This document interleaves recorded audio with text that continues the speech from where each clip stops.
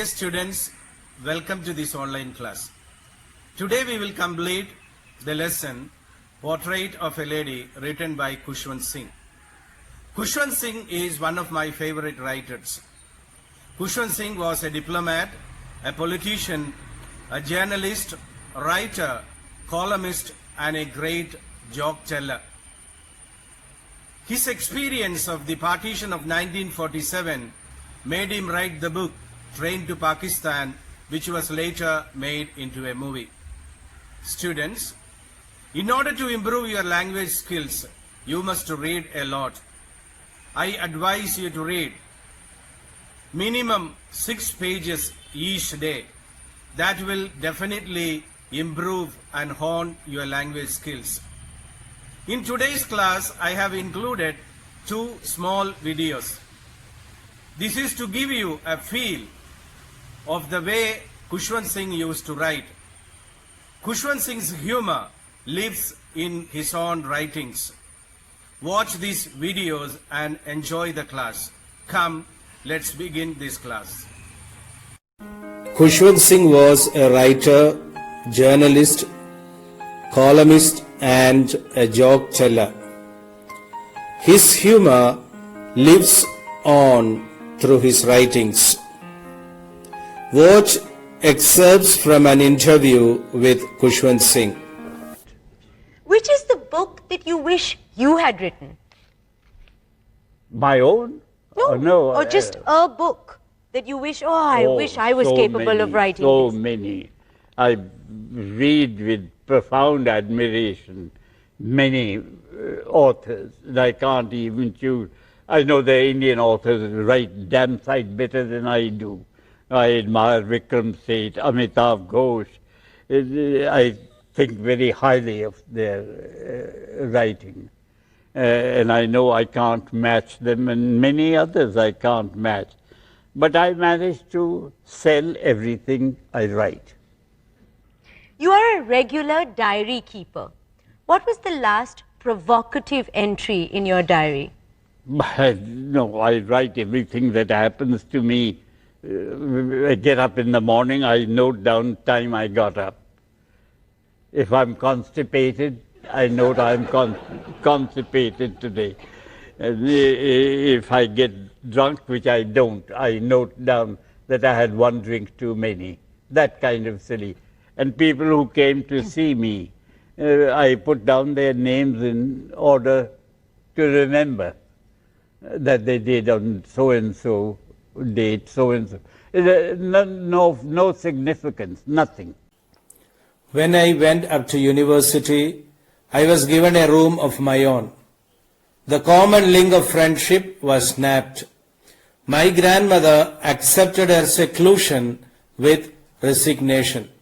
She rarely left her spinning wheel to talk to anyone.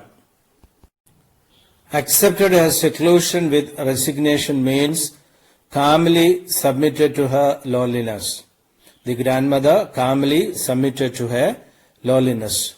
Snapped means broken. Snapped means broken. Students, in our last class, we had seen the first 2 stages of author's relationship with his grandmother. Now, here we see the 3rd stage, the early youth, when Khushwant Singh went to the university and was given a room of his own. Let us read it once again. When I went up to university, I was given a room of my own. The common link of friendship was snapped. We already saw the meaning of the word snapped. Snapped means broken. My grandmother accepted her seclusion. Seclusion means loneliness with resignation. Resignation means submission. She rarely left her spinning wheel to talk to anyone. Thus we are given to understand here that the common link of friendship between Khushwant Singh and his grandmother was broken, and she accepted her seclusion with resignation. She did not make any complaints. She, Khushwant Singh's grandmother, calmly submitted to her loneliness. Now she knew that her grandson will be away to the university, and then Khushwant Singh also was given a room of his own. And there comes a break in the friendship between Khushwant Singh and his grandmother. We are told that she rarely left her spinning wheel to talk to anyone. Only in the afternoon she relaxed for a while to feed the sparrows. While she sat in the veranda, breaking the bread into little bits, hundreds of little birds collected round her, creating a veritable bedlam of chirrupings. Veritable means real, bedlam means great noise, and chirrup means to chirp. Let's read once again. Only in the afternoon she relaxed for a while to feed the sparrows. While she sat in the veranda, breaking the bread into little bits, hundreds of little birds collected around her, creating a veritable bedlam of chirrupings. Students, Khushwant Singh's grandmother, from sunrise to sunset, sat by her wheel, spinning and reciting prayers. She rarely talked to anyone. In the afternoon, she relaxed for a while. Then she would feed the sparrows. She sat in the veranda. She broke the bread into little bits. Then she would throw them to sparrows. Hundreds of sparrows came there. They created a hell of noise. Some came and perched on her legs, others on her shoulders. Some even sat on her head. She smiled but never shooed them away. It used to be the happiest half hour of the day for her. Perched means sat. Shooed away means drove away. Hundreds of sparrows came near Khushwant Singh's grandmother. Some came and sat on her legs. Others would sit on her shoulders. Some would sit even on her head. She smiled. Khushwant Singh's grandmother smiled, but never frightened them away. Feeding the sparrows was the happiest half hour of the day for her. So here we understand that she found immense joy in feeding the sparrows. And she did not have much time to spend with her grandson. When I decided to go abroad for further studies, I was sure my grandmother would be upset. I'd be away for 5 years, and at her age, one could never tell. But my grandmother could. She was not even sentimental. Sentimental means emotional. Khushwant Singh, the narrator, decided to go abroad for higher studies. He was to remain away for 5 years. The grandmother was very old. She could die at any moment. The narrator, Khushwant Singh, was worried, but the grandmother was not upset. She showed no emotion at all. She went to the railway station to see him off. Her lips moved in prayer. Her mind was lost in prayer. Her fingers were busy in telling the rosary. She did not at all show any emotion at the station. Silently she kissed my forehead, and when I left, I cherished the moist imprint as perhaps the last sign of physical contact between us. We know the author, the narrator, decided to go abroad, and he was seen off at the railway station by his grandmother. Now, she kissed on his forehead. Khushwant Singh thought that perhaps it would be the last sign of physical contact between him and his grandmother. Now let's see the meanings of a few words. The word meaning of cherished is held dear. Imprint means impression. Imprint means impression. Khushwant Singh's grandmother silently kissed his forehead, and he thought that it would be the last sign of physical contact between them. Now he was on his way for his higher studies. He was leaving for a foreign country. But that was not so. After 5 years, I came back home and was met by her at the station. She did not look a day older. She still had no time for words, and while she clasped me in her arms, I could hear her reciting her prayers. Clasp means to hold tightly. C-L-A-S-P, clasp means to hold tightly. Thus, we are given to understand that the narrator Khushwant Singh returned home after 5 years. His grandmother met him at the station. She did not look a day older. She did not speak anything. She held him in her arms. She went on reciting her prayers. Even on the first day of my arrival, her happiest moments were with her sparrows, whom she fed longer with frivolous rebukes. Frivolous means not serious. Rebukes mean criticism. To rebuke means to criticize. Read once again. Even on the first day of my arrival, her happiest moments were with her sparrows, whom she fed longer and with frivolous rebukes. Thus we understand that his grandmother did not pay any special attention to him. In the afternoon, she fed the sparrows as usual, and while doing so, she rebuked them in a very light way. Rather, rebuke you can take as scolding. So, she might have passed a few comments at the sparrows, feeding them. In the evening, a change came over her. She did not pray. She collected the women of the neighborhood, got an old drum and started to sing. Now they noticed a change in her behavior. She did not pray. Instead, she collected the women of the neighborhood and started singing songs. For several hours, she thumbed the sagging skins of the dilapidated drum and sang of the homecoming of warriors.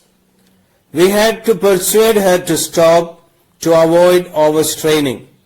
That was first time since I had known her that she did not pray. Sagging means hanging down. Dilapidated means falling to pieces. Persuade means to convince. Let's look at the meanings once again. Thumped means to make a kind of thumping sound. Means hanging down. Dilapidated means falling to pieces, which means it was very, very old. And persuade means to convince. The grandmother was overexcited. She celebrated the arrival of her grandson. She collected all the women of the neighborhood. For hours, she continued singing and beating the drum. She had to be persuaded to stop to avoid overstraining. She sang of the homecoming of warriors. That shows her patriotic feelings. Thus here we notice a change in her behavior. She is behaving in an unusual way. The next morning she was taken ill. It was a mild fever, and the doctor told us that it would go. But my grandmother thought differently. She told us that her end was near. So here we understand that the following morning, Khushwant Singh's grandmother was taken ill. The doctor whom they consulted told them that it would go. But his grandmother thought differently. She told them that she was going to die. Her end was near. She said that since only a few hours before the close of the last chapter of her life, she had omitted to pray, she was not going to waste any more time talking to us. The grandmother knew that she was on her deathbed, and she told them that the last chapter of her life is already at hand and she is going to die. And she did not waste any time in talking to them. We protested, but she ignored our protests. She lay peacefully in bed, praying and telling her beads. Even before we could suspect, her lips stopped moving and the rosary fell from her lifeless fingers.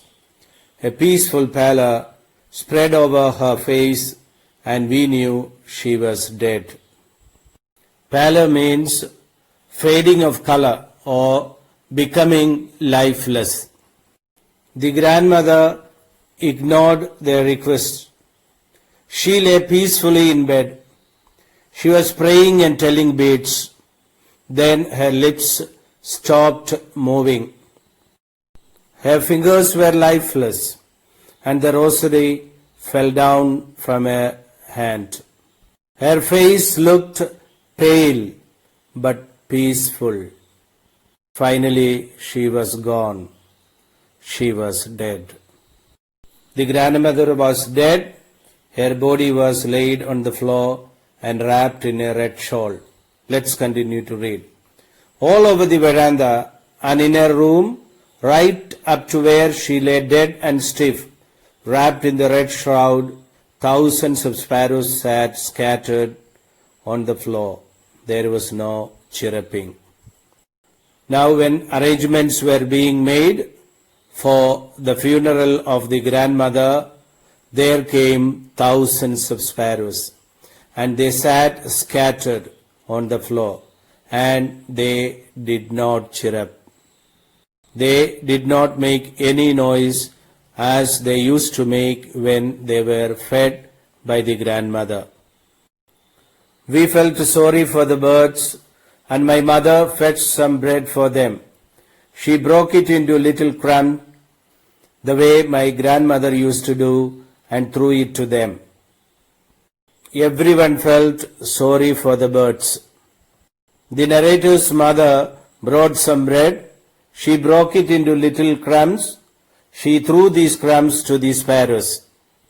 The narrator's mother tried to feed the sparrows the way his grandmother used to do.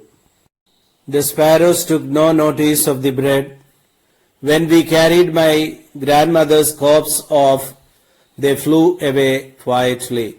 Next morning, the sweeper swept the breadcrumbs into the dustbin.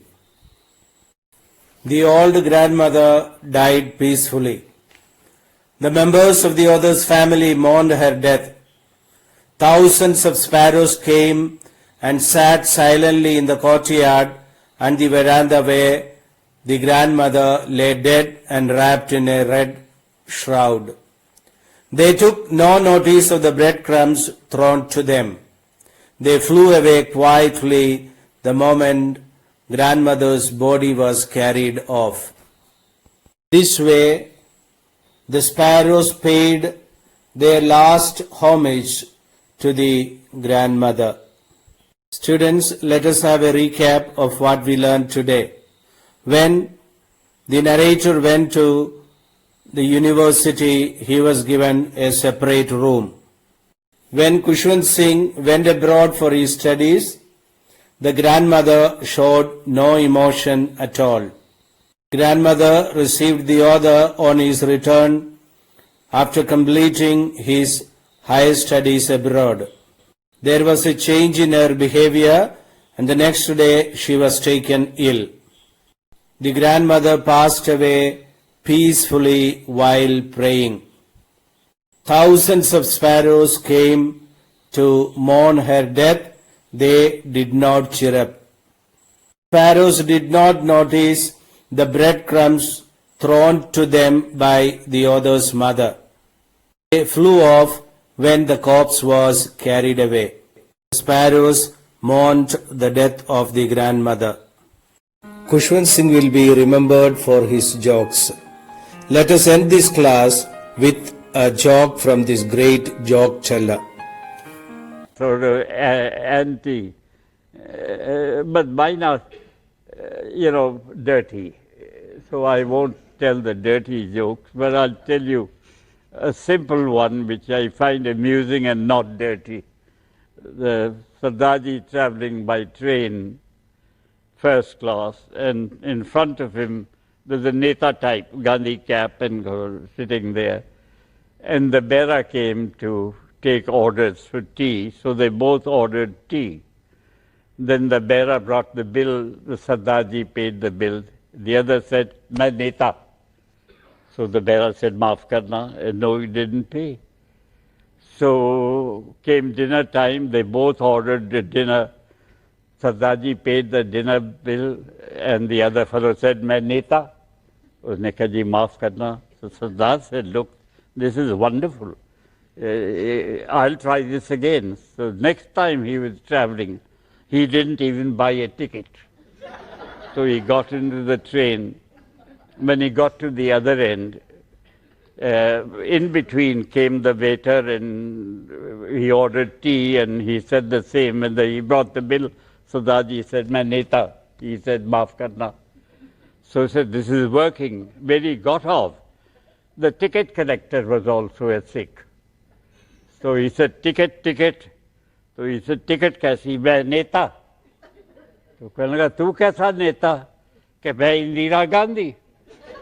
तो कहने लगा, "जी माफ करना, नाम तो बड़ा सुनया सी, दर्शन आज ही होए ने।"